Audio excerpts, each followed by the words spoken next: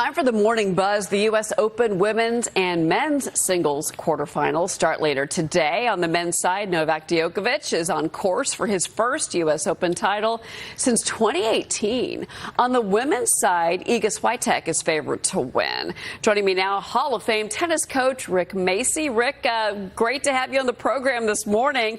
You're missing a lot up here that's happening in New York. But first, let's talk about today. The big buzz seems to be about how many Americans are still on track on the court right now. Yeah, it's a great tournament for the Americans. In the quarterfinals, we got Francis Tiafoe, who got to the semis last year. Okay, he plays the new kid on the block. Okay, Ben Shelton. Believe it or not, he's hitting serves 149 miles an hour. Bang! See you later from the Florida Gator. He has a massive serve. That's going to be must-see TV. Then you got Taylor Fritz. He's into the quarterfinals. That's the good news. But the bad news, he plays Djokovic, and he's 0-7 against him. So the Americans, there's going to be someone in the semifinals. On the women's side, the talk of the town is Coco Gauff. As I said, she's an Olympic sprinter with a racket in her hand. I like her backbone as much as her backhand.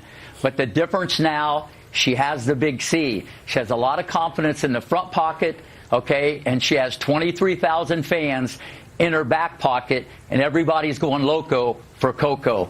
And one other one, another American, Madison Keys. She sprung the upset. She beat Jessica Pegula. She's in the quarters also. I want to go back to Coco Gauff, because what did you make of that match against Caroline Wozniacki? Because the big talk was that Coco Gauff was actually telling her coach to stop talking to her. He was getting angry at her because he was doing what he's not supposed to do. You know this as a Hall of Fame tennis coach. You're not supposed to be speaking. You're supposed to sit in your box and keep to yourself. But what's interesting is that when he finally stopped mouthing or shouting things from the box, she had a comeback, and she beat Caroline Wozniacki. What did you make of all of that? Well, there's not a wrong way or a right way. There's a better way. And Coco had a better way, and she has a backbone. And she's the one pulling the trigger, taking the temperature. So I thought it was great. But that just goes to show you how she's wired, and it worked out pretty good. Well, players have been complaining about the weed smell. Specifically, it's Court 17. The United States Tennis Association launching an investigation into the source. They're blaming Corona Park, which is outside of the tennis grounds.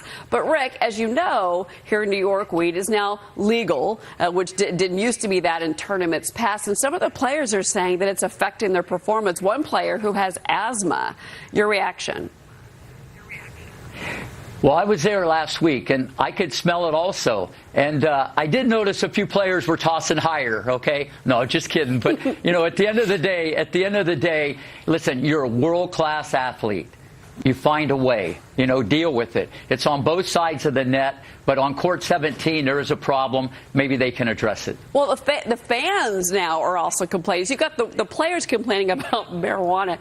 Fans are complaining about some of the rowdy and the drunk spectators at the matches, which, look, the U.S. Open was always a party, but it really wasn't this kind of party. This is starting to look like NFL Sunday, Rick.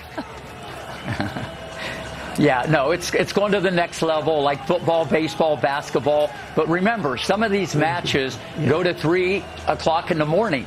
And maybe a lot of people think they need a new friend, and they decide to have a cold one. So listen, this is New York. This is the U.S. Open, an atmosphere like no other. But I think it adds a lot of excitement. John Lonsky is on set with me. What do you say to all this, John? I'm thinking, Rick, if these people were smoking cigarettes, they'd probably be tossed out of the stadium. But because they're smoking dope, it's okay. That's tolerated. It's just nonsensical.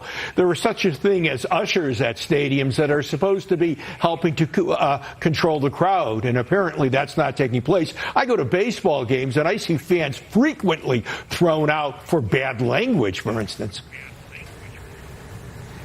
Yeah, I don't think anybody's smoking in the crowd. I think it's Court 17, and the wind is kind of blowing into the stadium. But, no, I agree with you. They should have ushers there and handle the situation, because it's probably going to get worse before it gets a lot better. Well, again, Rick, we got to run, but I will tell you, especially when it comes to the alcohol. I mean, that's more out of control than I've seen. I mean, I've been to every U.S. Open, and you hear fans yelling and screaming, but usually you kind of laugh it off, and everybody goes back to being quiet. I don't think we're seeing that this year, but I could be wrong. Rick Macci, it's good to see you. Great to be with you. All right, thank you, sir.